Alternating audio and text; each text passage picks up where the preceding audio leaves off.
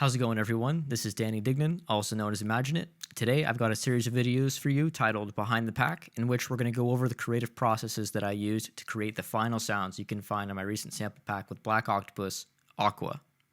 In the pack, you'll find a selection of basses, synths, effects, atmospheres, all in one-shot and loop format. All of the sounds are made entirely from water foley, and I thought this would just be a really fun way to show off some different techniques that maybe you know of already, maybe you aren't aware of, maybe you've been thinking about, anything at all, just to give you some insight into manipulating foley for music. Just some really cool things going on in here, and I'm really excited to share these with you guys. In these videos, we're going to cover a few different topics. In this video, we're going to go over the initial idea creation, the creation of the concept itself, the Foley recordings, and the processing of those Foley sounds. We're going to go over artistic direction, the initial recording phase, which is all going to include the environment, the purpose of what we're recording, and some Foley recording tips for when you want to go out there and record yourself. We're also going to go over harvesting the samples out of those big recording sessions and getting some really nice sounds. And we're going to go over a quick editing and mastering benchmark. In part 2, we're going to go over preset creation in Serum. We're going to drop in our Foley samples into Serum, and I'm going to go over some technical tips as well as some creative considerations for you guys. From there, we're going to create leads, pads, plucks, and synths, as well as some bass sounds and some effects out of those Foley sounds and out of the wavetables that we create from those Foley sounds. In part 3, we're going to go over some more sound design. This time, we're going to talk about atmosphere creation using granular synthesis. I'm going to use Logic Pro's Alchemy just to show a more relevant workflow that I've been using lately, and a lot of the points I'll be making in Alchemy will be the same for many other granular synths across the board. From there, we're going to talk about audio warping and reverbs and delays and the importance of those two things, especially in atmosphere creation. In part 4, we're going to go over drum design in Battery 4. We're going to cover kicks, snares, tops, and perks, and then the processing and editing of those sounds to get some really high quality drum sounds. In part 5, we're going to go over sound design and theory. We're going to talk about synth and bass one-shots and the motif, styles, and purposes behind the different samples, and then also some things to consider when you might be creating your own pack, and then just a little bit of a look into my approach to creating these sounds. We're going to go over effects, so that'll be melodic and harmonic effects, some top lines, and some chord progressions. For the bass one-shots and loops, we're going to talk about kick layers, so sort of 808s, but not entirely. We're going to talk about the different uses of one-shots and loops, and then we're also going to talk about simply creating bass loops that follow the chord progressions. In part 6, we're going to talk more about sound design. We're going to talk about effects creation. In this case, we're going to talk more about uplifters and downlifters. Then we're going to talk about transitional effects and some glitch effects. We're going to talk about Serum macro automation for movement, especially for the uplifters and downlifters. We'll create the presets in the second video. We're going to go more in depth on creating the final uplifters and downlifters and having some really high quality samples. For some bonus content, we're going to go over reversing the uplifters and downlifters for continuity when we're creating a song. We're also going to talk about absinthe for the cinematic and transitional sounds. At the end, we're going to talk about buff eater, hysteresis, and fracture, all of which are amazing plugins. In part 7, we're going to have a little bit of a bonus. We're going to talk about building sampler instruments and then just a closing thought wrap up. So part 1, creation, recording, and processing, artistic and technical tips. Aqua was made entirely from water Foley recordings. These recordings were then turned into sounds that were purposely texturized and created around genres that are liquid, chill, and have a watery texture and aesthetic. There's so much aesthetic and art surrounding the 4 main elements: earth, water, fire, and air. Water to me is the most interesting because it's, first of all, so accessible. It's also so necessary, and there's so much aesthetic around it, so many different things in culture and in science, and just so much surrounding it that I just gravitated towards that immediately. Once I had the idea, okay, I'm going to create more melodic stuff, more future garage, maybe some liquid D&B kind of things. I had that all in my mind. It's time to think about, okay, well, how am I going to capture those sounds? I started capturing those sounds by grabbing my Tascam DRO5, which is an amazing, affordable omnidirectional field recorder. It's capable of recording in mono and stereo. I had to think about the source material, so I thought, okay, faucets, sinks, cups, splashes, drips, trickles, sprays, running water, literally anything water related. From there, I had to consider the placement of water, placement of hits, different levels of filled cups, dishes, etc., because all of that is going to yield different tones and different pitches and tones and just different results, which is the point. We want to have a lot of different things to work with and maybe come across some stuff that just hasn't been heard. That's always really cool and makes the best stuff, in my opinion. Thinking about how many different iterations are possible is the most important thing to keep in mind when it comes to Foley recordings. From there, I had to think about the environment. As we all know, water exists in a lot of different ways. The most accessible way that water exists is in our bathroom, in our kitchen, and those are very reverberant places. So I had to think about, okay, I need to get this water to a more dead environment. So that meant bowls, cups, all kinds of things, which all created some really interesting effects. However, I did record some sounds in the sink and in the tub and in the places that water exists in the bathroom and the kitchen, and grabbed the reverberant nature of those environments as well, just to create maybe a little bit more interesting tone and some background stuff for later on, perhaps. I recorded percussive sounds in mono. The percussive sounds were going to be used for percussive sounds later down the line and other samples that I need to be in mono. Reason being is if I'm recording them in stereo, I've got a left and right channel, both of which are not the same. If I try to collapse them in mono, especially when creating percussive sounds, there's possible flamming that will go on, or the transients will phase and just kind of fall apart. I recorded in stereo when I needed environmental background sounds, all that kind of stuff, maybe some trickles, some like pseudo rain falling, all that stuff. So those are just a few technical tips and things to keep in mind when you begin recording Foley. These are the things that I keep in mind every time. I rely on these things heavily to have high quality source material. All right, so we've made it downstream and we're in the lake. We're in the lake of sound. We've got these big, massive Foley recording sessions to work with. We've got samples in there to dig out and find some real gems. So what's the first thing that I do? I follow the current. When I'm harvesting Foley, I keep this number one rule in mind, and that is trusting my intuition. Things that just sound really cool and really interesting and inspire you, that's stuff that you want to grab out. It's always going to result not only in a solid sample on its own and highly usable, but it's also going to yield really great results. Avoid dead sounding samples and distasteful distortion. So once you've gone through all of the recordings, you found the best bits, place those gems on a separate track and then render them out into a folder. From there, it's about polishing the gems. Here's a few technical tips on that. First thing to do, and will save you so much time, remove clicks, pops, glitches. First, use fades, keep the tails at the end sounding as natural as possible, alluding to that ethos here of keeping everything as natural as possible. The most natural performances and the most natural sounds are always, in my mind, going to sound the absolute best. Master all the sounds to a pleasing level. Transient heavy sounds might sound better at one level, while sustained and longer sounds might lose dynamics and sound rough at the same level. If you've got two different sounds, right? One's transient heavy, one like percussive and quick, and one's like running water, kind of white noise almost, and you're trying to master them at the same level and reach the same loudness, the same RMS, LUFS, however you measure it, it's not going to sound as nice. One is going to sound either not mastered enough or loud enough, or the other one is going to sound way too loud, almost noisy, and just not pleasant. So keep in mind that when you're mastering these sounds, don't aim for one umbrella loudness. It's going to be different across the board. However, you don't want to clip when it comes to dBFS, dB full scale. I try to aim for a negative 0.5 just to be sure. But as long as you're not clipping over that in dBFS, you'll be fine. So to get to those levels and to get to a nice full sounding sound, simple use of saturation, compression, EQ, and gain will be just fine. That is my go-to every time on my master chain. It is not complex whatsoever. A little bit of saturation, add harmonics, some compression just to squash everything down and make everything more cohesive and sit together better. And then some EQ, take away the frequencies that I don't like and things that aren't nice, boost the things that want to come out and sound great, and then add some gain just to get up to level. So now that we've talked about the idea to conceptualizing what we're doing, to capturing the sounds, how we did it, where we're doing it, why we're doing it, all that good stuff, to capturing the sounds, throwing them in our DAW, getting the best of the best gems out of our massive sessions, polishing those gems off and getting them ready. It's time to hop into Serum, start throwing these samples in there to create some really great wavetables that are going to yield some awesome presets. So stick around and we'll see you in the next video. How's it going, everyone? This is Danny Dignan, also known as Imaginate, and welcome to part 2 of our Aqua sample pack breakdown. In this episode, we're going to go over importing foley samples into Serum and some creative and technical tips on that front as well for getting some really awesome wavetables to start.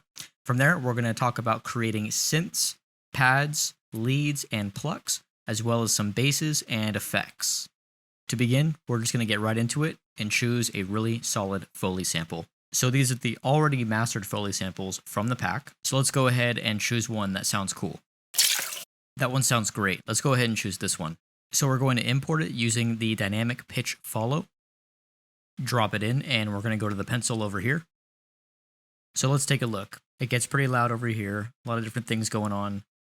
Got some what looks like sine waves. Got some noise. Just a lot of different things going on. Let's go ahead and start removing stuff. Let's go ahead and start taking out things that aren't useful. Let's start from the end. Let's go all the way to about right here. Let's go ahead and remove multi-selection. Let's go to the front too. Maybe everything up to here. Perhaps a lot of this noise too is not necessary. I'm thinking most everything to up about this point. So let's go ahead and remove multi-selection. Let's get rid of some of this stuff too. Some of this stuff right here. Boom, cool. So now that we have that sorted, let's go ahead and normalize each, gain separately. We're going to do crossfade and then also do some spectral work on them. Normalize each again. Cool. So now we've got all these frames, and what's going to happen now is these frames that we chose are now stretched out over a longer period of time where they're going to cross over a little bit better. Let's go ahead and close this and see what we're working with. Kind of cool. So we got some vocal tones in there. Nothing too abrasive, nothing too boring. Good, interesting tones going on.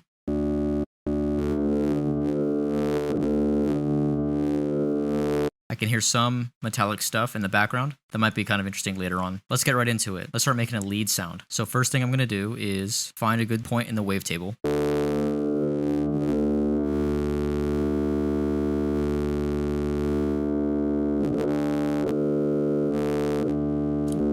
Maybe about right there. That's fine. Add some detune. And we're also going to add a macro to the detune. And we'll leave it all the way up for now. Yeah, maybe about right there. That, like that. So let's go to oscillator B and add a saw wave. Just to add a little bit more mono thickness. Let's go over to our distortion tab. Turn down the mix a little bit. Maybe about right there is cool. I also like to add portamento and keeping the voicing mono so we can have some glide up effect. Cool. So now we'll go ahead and add some hyperdimension. So that'll just give us some more chorusing and stereo width. Let's go to the compressor, turn on multiband, turn the highs down quite a bit, turn the threshold down. It's going to make our sound a little bit more aggressive. So let's add some chorusing now.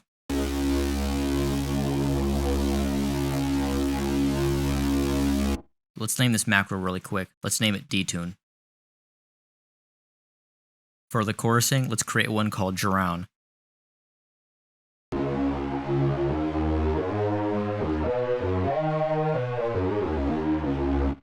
So the reason behind the drown macro is to keep the water aesthetic alive as we drown the sound. Furthermore, we can add some delay and reverb. Always got to have this stuff for the liquid kind of genres and sounds. A lot of ambience, a lot of space. And let's turn the reverb down and the low cut up. We're going to add a macro to the delay, as well as the reverb. And turn these up and see what they sound like.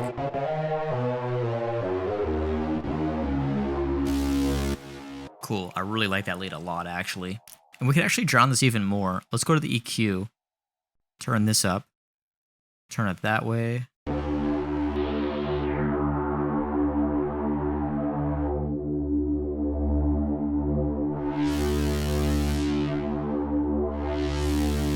Awesome. So now that we got our lead figured out, let's go ahead and start making a pluck noise.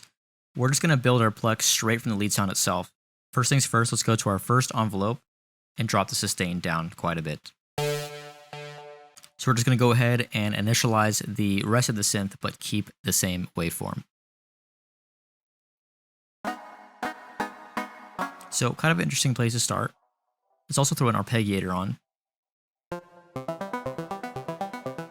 Yes, that's kind of that classic plug sound. I like that a lot. Let's go ahead and turn this down a little bit. Detune looking good. Keep the drown macro on. Got the delays and the reverbs going. Let's also add some noise transient. Hit direct out on the noise. We're going to choose analog white. Add that to the level. Cool, so now I've got some noise transient. So a cool thing to do with plucks, just to create some more dynamics with the sound. So a cool thing to do with plucks. So another thing we can do is take the mod wheel macro and apply it to the decay.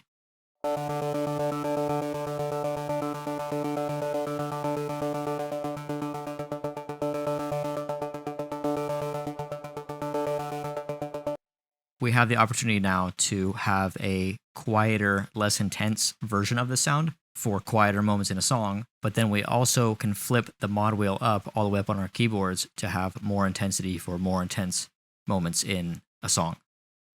And if we turn off the ARP, we can play with the chords again.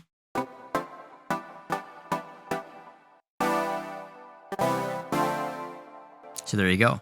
Cool, so now let's create a pad. So with pads, it's the opposite of a pluck. We want something that's going to have a longer attack, a slower decay. So let's go ahead and drag the attack over.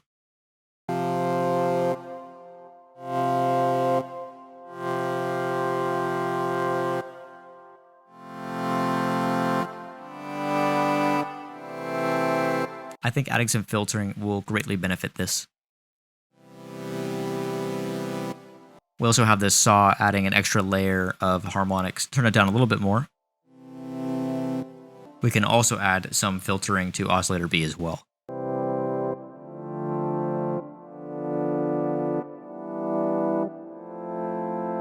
Maybe in a different key.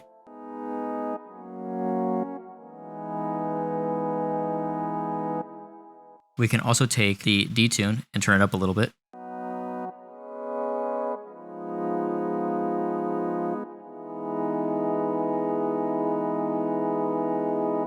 Let's see, what else can we do here? Let's take the drown knob, turn it up and see what it sounds like.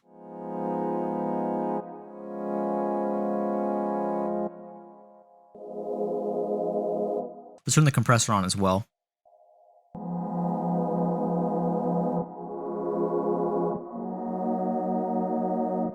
Add a little bit of distortion, that might be kind of cool. So since we're going to be playing with polyphony, let's turn the mix down on the distortion quite a bit, to have a little bit more of an analog feel now. Let's also add a little bit of LFO movement to the wavetable position itself, just to create some more movement. We'll also turn the BPM anchor off and leave the LFO working at a rate in hertz. That way it's a little bit more organic and random in the movement.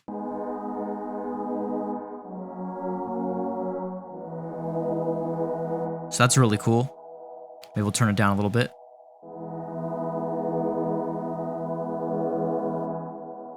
Awesome, so now we've got the sound moving a lot more. It sounds more alive, keeping that aesthetic of flowing water alive. So I'd say this is pretty much done. Now let's move on to the synth. So I like synth sounds to be more like effects and supporting roles to the main elements of the song. Let's go to the filter and let's choose flanges, maybe the comb filter. First things first, let's also start adjusting these. And I'm feeling something a little bit plucky, so let's turn that down there. Let's remove all of this. Let's also make the noise plucky as well, just to add a transient again. Turn the drown down.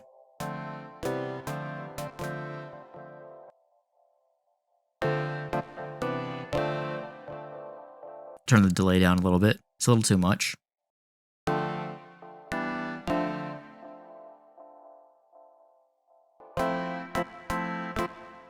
Let's go back to our filter. Turn the cutoff down, the resonance up.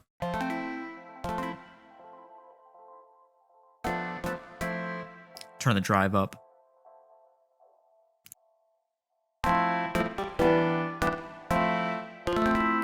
maybe a little bit too much attack on this. Let's turn these down. So the comb filter kind of puts it in a space that will create some 3-dimension. That's the point with synth sounds in my mind, is that they're supposed to have a little bit of something to add to the song that we're working on, just to make it sound a little bit more organic. We can use the detune this time. Turn it up a little bit just to get some dimension.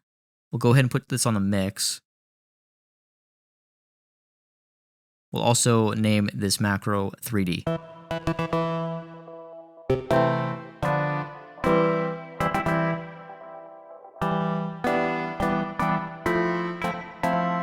So again, really nice way of creating some extra space, creating some unique textures and background that will leak into the music we're working on as well. We'll play with the wavetable position a little bit to see if we can get something cooler. Turn this up a little bit. I like that a lot. That's got like not too heavy of a transient. It all works, it makes sense tonally. I think that's where we're going to stop with this synth. Cool, so now we've got our lead, pad, plucks, and synth. Let's move on to the basses. All right, so for basses, we're going to start with a clean slate. That's nice and low. So the first thing I did when creating these bass pad sounds for Aqua was turning the detune way up.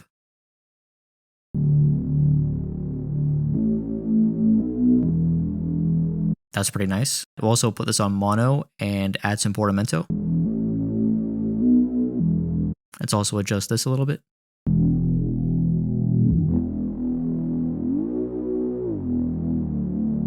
Turn on oscillator B.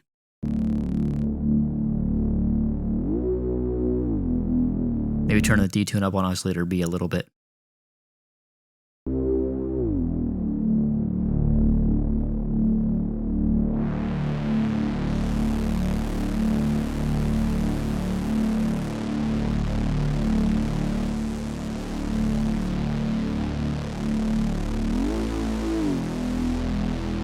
So let's go ahead and add a macro to the cutoff.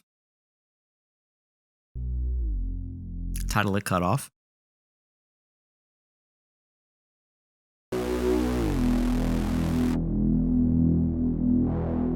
Maybe about right there. That's pretty good. We'll turn this down a little bit too. Add some noise as well. Turn on the filter for that. And let's also adjust this, fix these envelopes a little bit. Cool, so now we're going to add the noise. About right there, sounds good. Turn the cutoff up.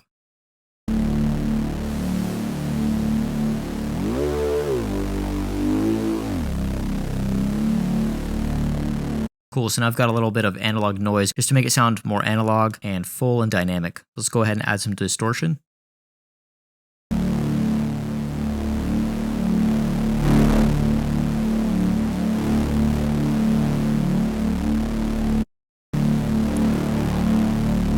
Let's go ahead and add a macro here.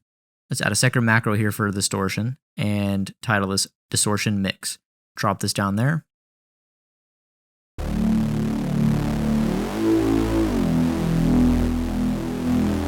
So now we have varying levels of distortion intensity, which is very helpful for different sections of a song. Let's go ahead and add some chorus as well.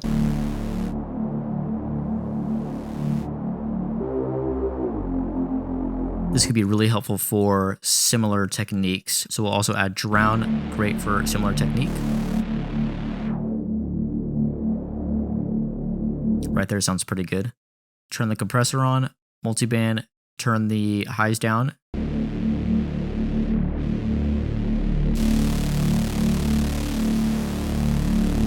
Let's turn the detune up quite a bit too.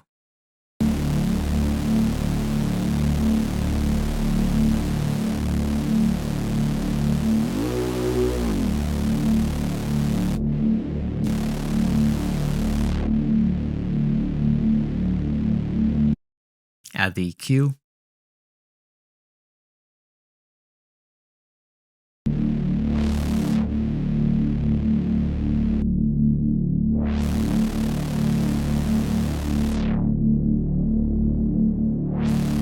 It's a little boxy, so just gonna dip a little bit in this area. Let's add a sub as well, direct out. Let's also add some flanging.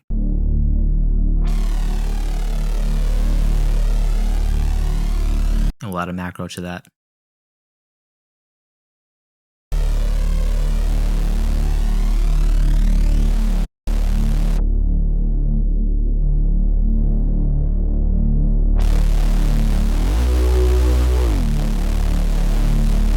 Sounding pretty awesome? And we're going to go ahead and save this. So now let's go ahead and make a rhythmic bass. So making a rhythmic bass from here is very, very simple. We're just going to go ahead and take an LFO, throw an LFO on this and on this, turn that down a little bit, and we're also going to throw an LFO on the filter itself. Let's go ahead and turn BPM back on, pull this up to 1/8 notes, turn the noise back on.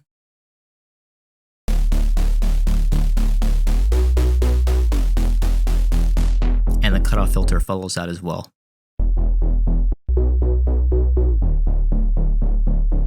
And just for the sake of experimentation, let's play with different wavetable positions.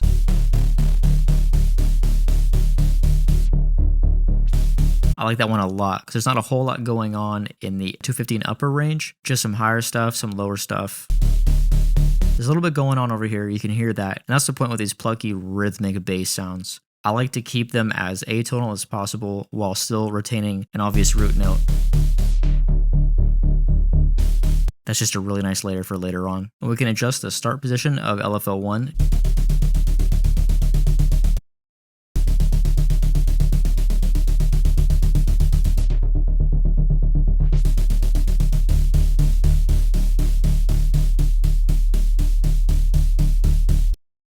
Adjusting the curve of the LFO is also very helpful for different levels of intensity.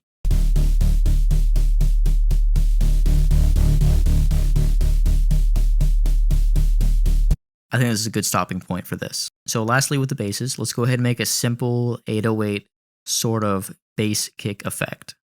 Let's start with a clean slate, keep the same wavetable.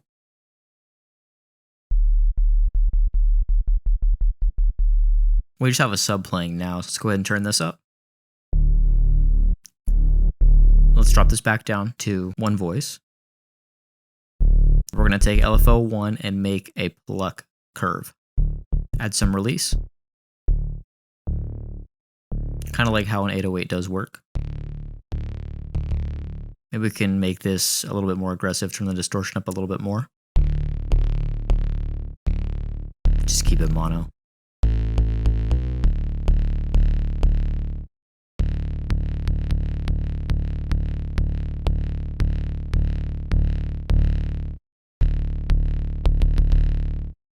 And this is a good opportunity here also to take the cutoff filter and apply it to the sustain so we can get varying levels of intensity on the kick as well, or varying levels of intensity on the bass.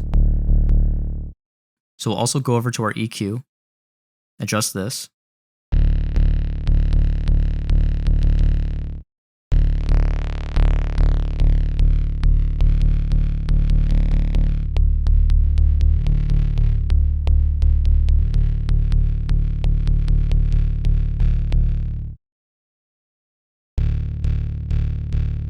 Let's turn the flanger off, take away the drown, keep the distortion on. We'll take the third macro and attach it to wavetable position. That way we can have an easy way to create different tonalities. And right away, there's already a ton of possibilities in there. And lastly, let's go ahead and put cutoff here, and let's attach it to the main filter.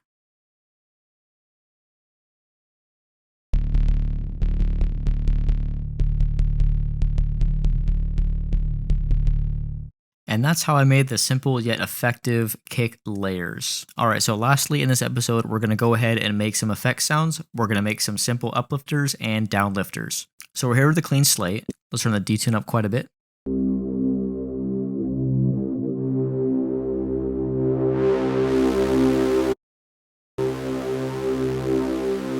Let's also add an LFO. We're going to create an uplifter pitch effect. And then we're going to add the filter as well. Place it over here.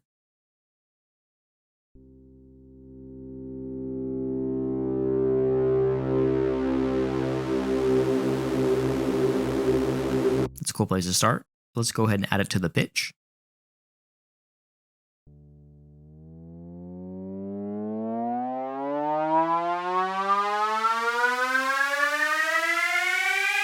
Nice. Very simple. Let's go ahead and add some hyperdimension as well. Give the riser some more dimension and space and chorus.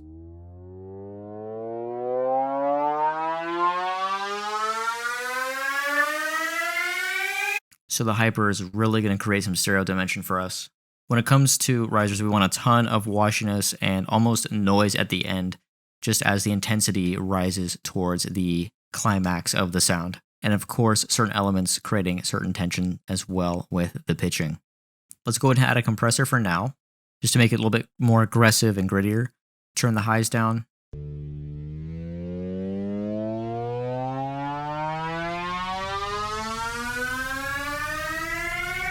Let's throw on some flanger. Let's also go to the reverb and add a ton of reverb.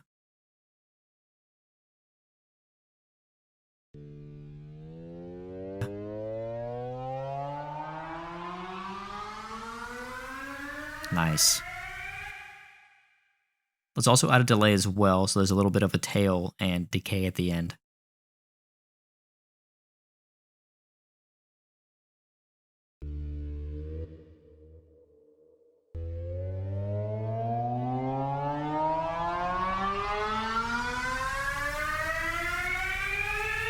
Cool. So yeah, that's a few steps to make a very effective riser, and these are all pretty similar steps that I took to create the risers in the pack and just the risers that I make in general. So now that we've made a cool uplifter, let's go ahead and move on to the downlifter. Cool. So simply for a downlifter, we can take our LFO and pop this over here, put an EQ to take out some of the lows, and let's check out what we have so far.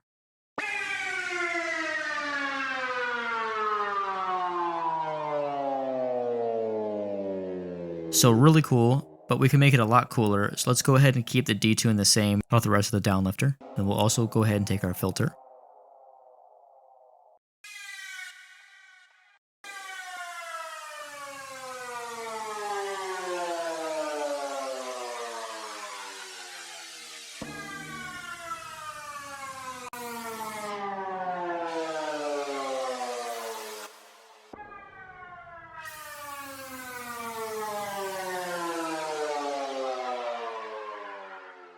Now we've got the low frequencies and high frequencies cutting themselves out as the tail of the downlifter gets closer, so that way it fades out nicely at the end of the sound.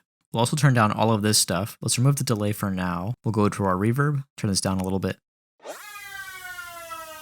Maybe we can do this. Actually remove this. Turn this up.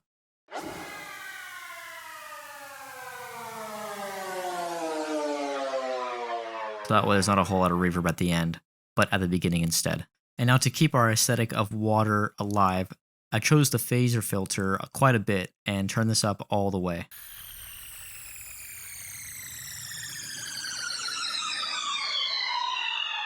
And it sounds super bubbly at the beginning. So at this point, I'd say we have a pretty solid downlifter.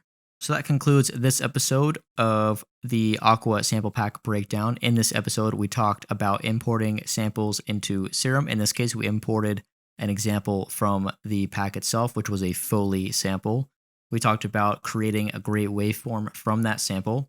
And then from there, we made different presets. We made a synth preset, a lead, a pluck, a pad, as well as a bass pad, a rhythmic bass, a nice bass kick layer, and then we wrapped up with an uplifter and a downlifter. In the next episode, we're going to talk about making atmospheres using granular synthesis, as well as some audio warping with delay and reverb. Hope you enjoyed, and we'll see you in episode 3.